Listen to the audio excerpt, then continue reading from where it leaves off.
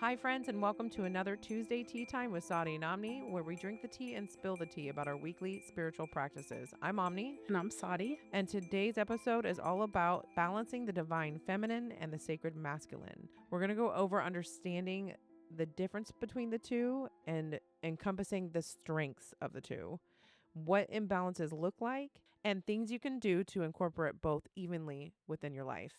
Balancing the divine feminine and the sacred masculine is a theme that appears across many spiritual, esoteric, and religious traditions. While the language and context may vary, the underlying concept is about harmonizing opposing yet complementary energies within oneself and the cosmos. I really love that we're talking about this one. I've been working on this within myself a lot. I've really been noticing that I live in my divine feminine way too much. And I've kind of just let my divine masculine side sleep. I'm the opposite. He's in a coma. I love that we're doing this episode because even though I instinctively know that there should be that union, that divine balance, and it has nothing to do with gender. Yeah. It's about energy. Yeah. It's about spiritual code. And it's this ancient marriage within your soul. But the truth is, most of us are living in a split, over-functioning in one and starving the other one. Until we bring them both online, we'll always feel incomplete. And that's when we have a tendency to seek out outside resources to make us feel whole in so many different ways, through relationships and jobs and all kinds of destructive behaviors because we're not balanced within ourselves. Yeah. And I love that you're living a lot in your divine feminine and I'm living a lot in my sacred masculine. So together, guys, today you're going to see it from both sides. There's going to be a lot of this that you're going to connect with and you're going to see it mirror within yourselves. I'm ready to dive into what it really means to embrace both. Let's do it. We're going to start with the divine feminine just to give a clear visual on what the divine feminine really truly is within your energetic system. Yeah. We're going to call her she. She's the one who nurtures and surrenders. She's your subconscious, your dreams, your intuition. She's that emotional wisdom that you have. She's your creation, your deep connection to the earth and the cosmos. She's the goddess, the priestess, and the mystics. Yeah, she's like the portal between the unseen and the seen. Yes. Like she doesn't push, she pulls. She's magnetic. She pulls in energy. Yeah. And she doesn't chase. She attracts. Yes. Right? And the sacred masculine, he protects and moves and builds. So he's the soul's spine, kind of like the spine and the sword.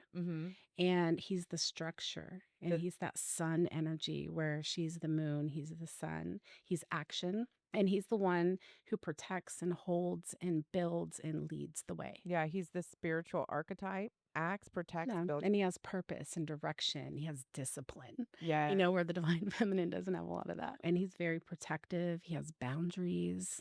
He takes accountability. It's that sacred structure that you're tapping into.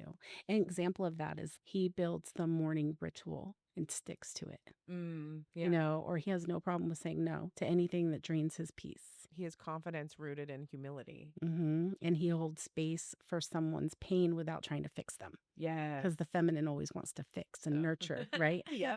He shows leadership without control. Yeah. He's not dominating. He's more devoted in his energy. So he's not control, he's clarity. And so he doesn't just build the house, he guards the flame inside of it. And the feminine is the flame. So that's where their energies are. Yeah.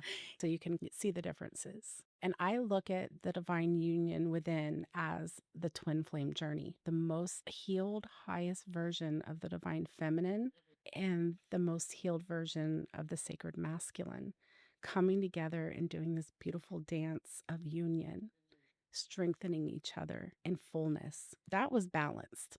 Now let's talk about what it looks like when we're in balance, because that's where a lot of us, including myself, Same. sometimes end up. Sometimes we're in our power. Sometimes we're really not.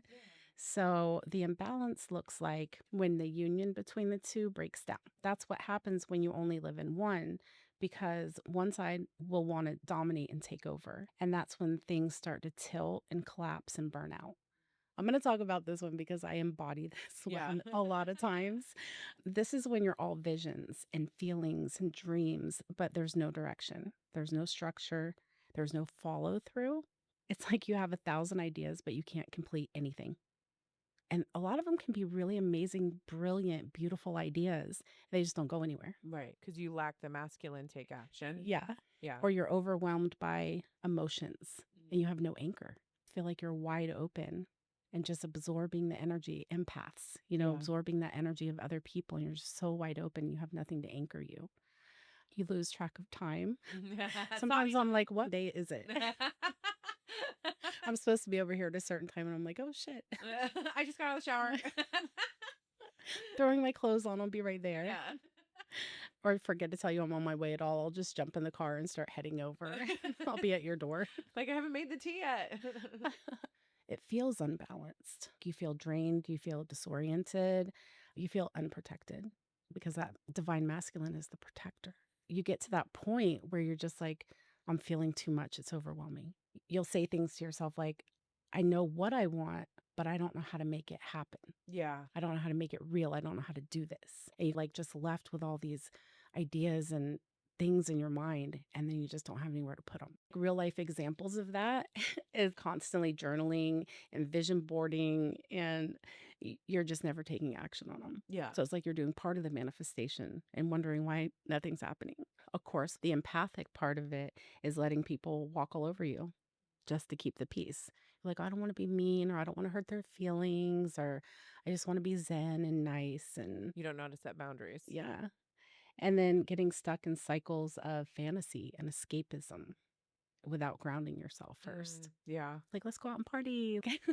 Let's play a video game every waking minute of the day. Right. Kind of that was mine because it was divine feminine. But when we talk about the masculine, I feel like you're going to have a lot to say about this one. The divine feminine, you're a healer and you're wanting to heal the world, but you lack the action to heal yourself. And so a lot of people who are healers and empaths, they take on all this pain, but don't know how to heal their own because they lack the masculine to protect yourself, to heal yourself, to set those boundaries. To embody healing Yeah. at its fullest, you have to be balanced. You have to have that temple built for you, and it has to be you within yourself. Oh, I love that. Yes. And then if you're too much in your masculine and there's no feminine, yeah, there's no softness, that's when you're all hustle and logic and action, but that dims your emotions. Yeah. And your intuition and your soul. Guilty. Yeah. So you deal a lot with your masculine side. Yeah. I've seen you push through exhaustion. Yeah. Sometimes. Yeah. I push through, and then, feelings gross. Well, you don't have time for that. Yeah, I don't have time for it. And then also it's uncomfortable to feel feelings at time, especially when you are in survival mode and you stay on that masculine side. You don't know how to process emotions correctly. And then you're left with a lot of trauma and shadow work because you didn't process your emotions. When you're stuck in survival mode, you would rather numbly go to work than to sit in silence and process those emotions. And you're ignoring your feelings and your inner voice. It's almost like a toxic relationship at that point with your masculine and feminine because you're pushing her to the side. She's trying to speak to you. Yeah. She's trying to say, baby, like, I need to talk to you. We need to slow down. We need to breathe. You need to set that down for a minute.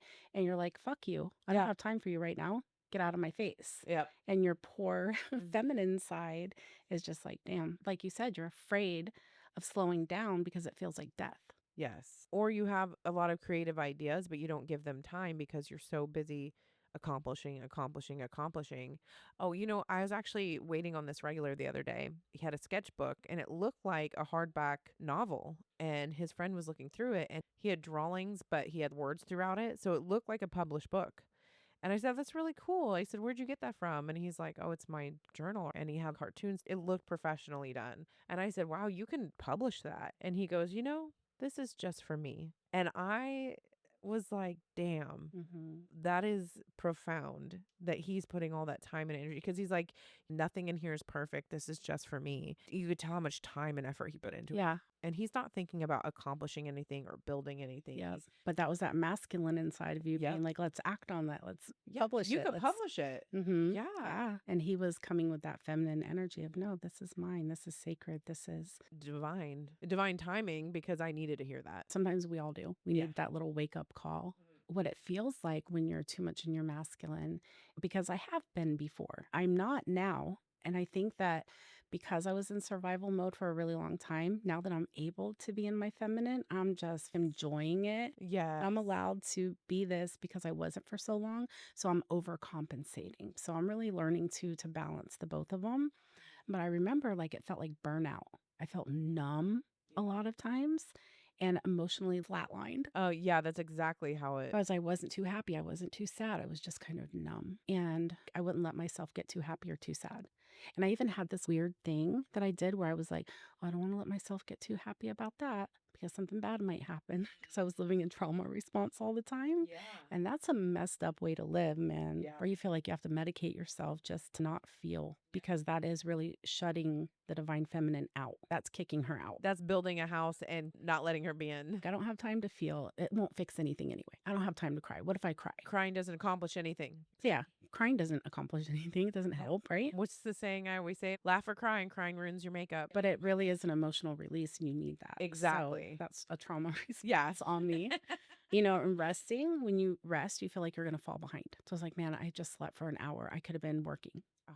I could have been doing something else. I literally said that the other day. I was like, man, if I didn't have to sleep, I would get so much more accomplished. And then it's like, if you stop moving, everything's just going to fall apart. Yep. When really, in all actuality, if you just stop moving for a half an hour, things would be so much more clear because you've given that divine feminine a chance to speak and breathe and give her a voice. Nope, that divine masculine is shut the fuck up. Yeah. And we're then, done. real life examples is like working nonstop, avoiding stillness because it feels unsafe. Yeah. You're like, I have to keep going. I have to keep going. Guilty.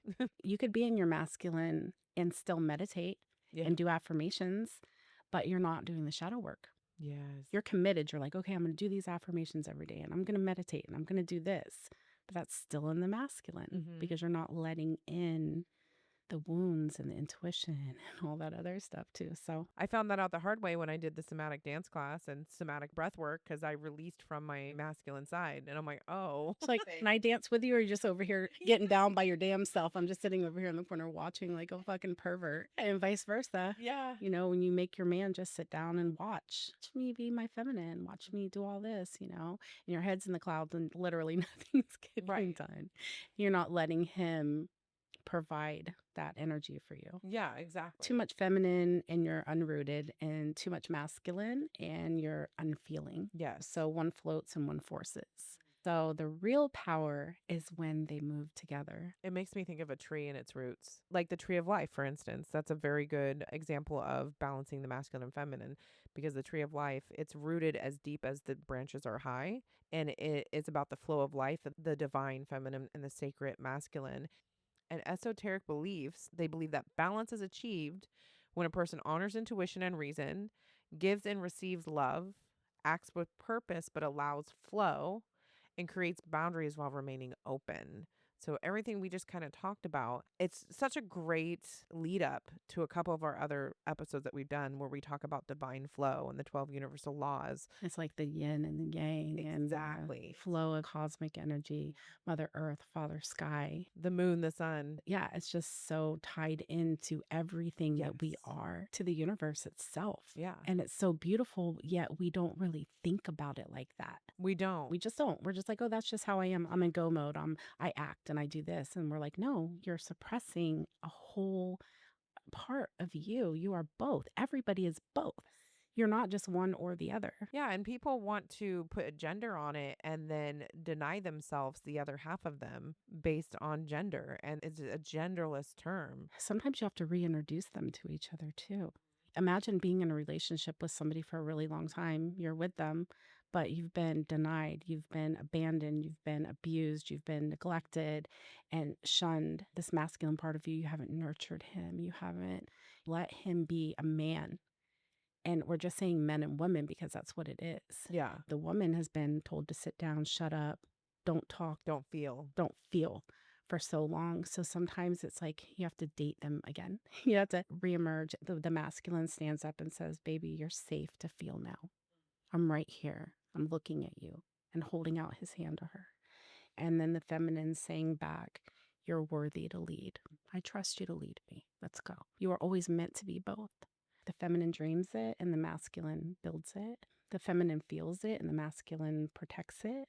She flows and he holds. And it's just so beautiful. It's this cosmic dance and it's a union. And it's not just the performance, it's the soul calling itself home. In Hinduism, the divine feminine appears as Shakti, the primal cosmic energy. She's a creative force and dynamic energy in the universe, and the divine masculine is often represented as Shiva, as a consciousness, stability, and awareness. Shakti and Shiva are interdependent. Shiva without Shakti is Shava, translates to a corpse. Ooh, I'm getting chills. Yeah, they're nothing without each other. Yeah. Tantric practices seek to unite these principles within the body through the rising of the Kundalini energy, often depicted as feminine towards union with the masculine divine as the crown chakra. You can balance these two by going through and balancing your chakras as well. We talked about balancing chakras in a couple different episodes. And you can ask yourself questions with it as well. Yes. You can make a list of what you think your traits are, masculine and feminine, and go down the list of things that you believe or do and actions that you do and things you believe and know and feel, and be like, is this masculine? Is this feminine? And then you can see where your list lies if you have more feminine than masculine. And whichever way you have less, you need to work on balancing that. Yeah, like for me, because I'm more in my feminine, I allow myself to be in my feminine and I honor that. Yes. Because she's beautiful. Yeah. But then on the other hand, I also give myself things that I do to align myself and to act and let the masculine take over. Yes. I signal myself to be able to say, okay, I've been in my feminine for a long time. Now it's time to act. Now it's time to let the divine masculine lead for the rest of the day. To give myself that break. Maybe in the morning I'll do my yoga and tap into my intuition and really feel my body and feel my intuition and pull some cards and do my thing. And then at a certain point I take a shower, I bump some music, and now I'm like, I'm going into action now. Yes.